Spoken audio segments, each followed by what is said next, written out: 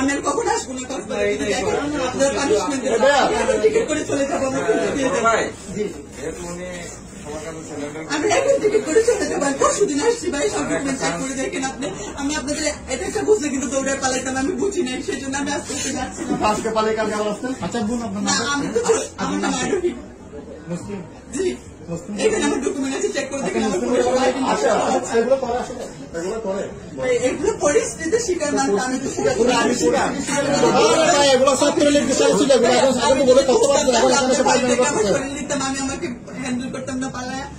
আমি বুঝতে পারিনি পরিস্থিতি শিকার আপনাকে অন্য কিছু করেন আপনি অন্য কাজ করতে পারেন না আমি এখন আপনার মোবাইলটা দিয়ে দেন আমি এই মুহূর্তে টিকিট করে চলে যাবো